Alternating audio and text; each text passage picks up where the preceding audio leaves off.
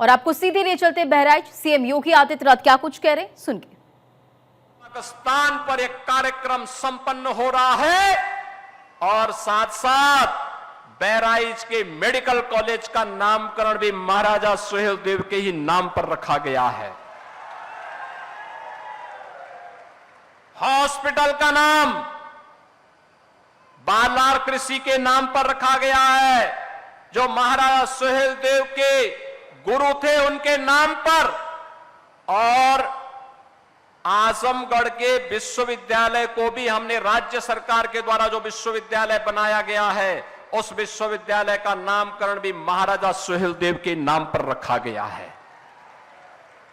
बहनों और भाइयों, महापुरुषों के प्रति सम्मान क्या होना चाहिए, उसकी एक अभिव्यक्ति है यह कार्यक्रम।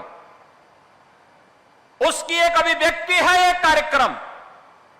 और मैंने इसीलिए बहराइच के एक कार्यक्रम में आकर के तब कहा था, मैंने कहा था बहराइच की एक धरती पर आकर के मैंने कहा था कि विदेशी आक्रांताओं का महिमामंडन बंद होना चाहिए, राष्ट्र नायकों का सम्मान होना चाहिए, हर हाल में सम्मान होना चाहिए। और 1000 साल पहले इस प्रकार के शौर्य और पराक्रम की गाथा एक इतिहास थी, वह सच करके दिखाया था। महाराज सुहेलदेव ने इसी भूमि पर दिखाया था। आज ही की तिथि है 10 जून 1934।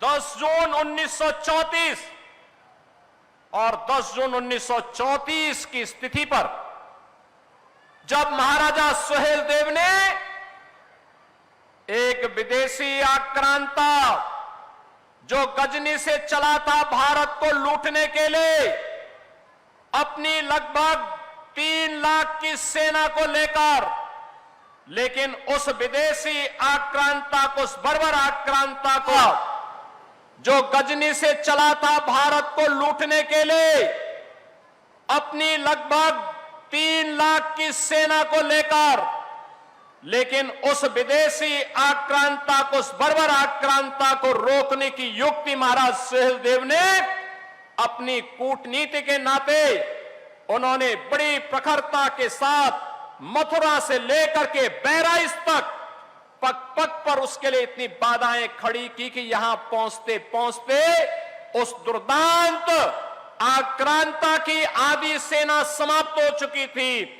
और जब इस चित्तौरा नामक स्थान पर महाराज सुहेलदेव के सामने पड़ा, तो महाराज सुहेलदेव के साथ कुल 20 से 25 हजार योद्धा थे।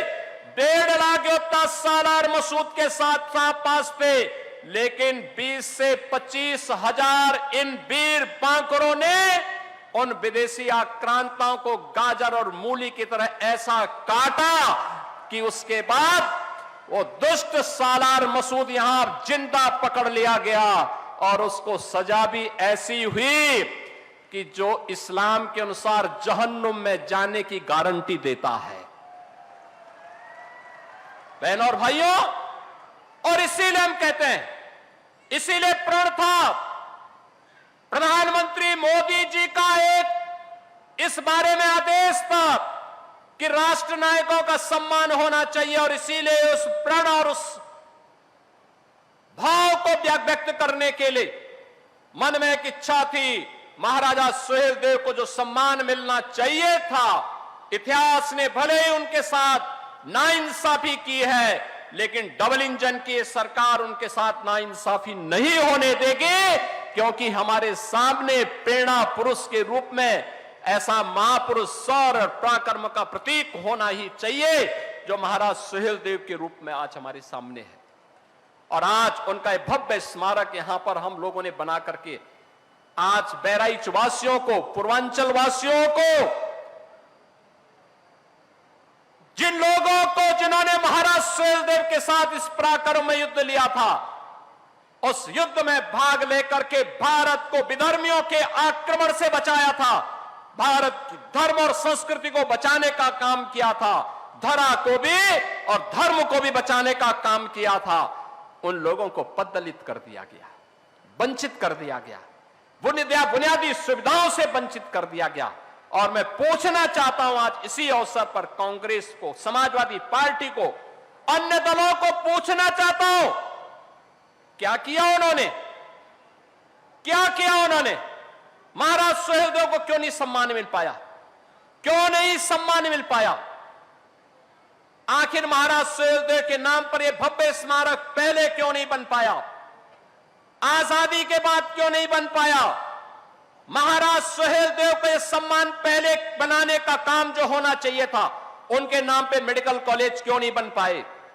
उनके नाम पर विश्वविद्यालय पहले क्यों नहीं बन पाए?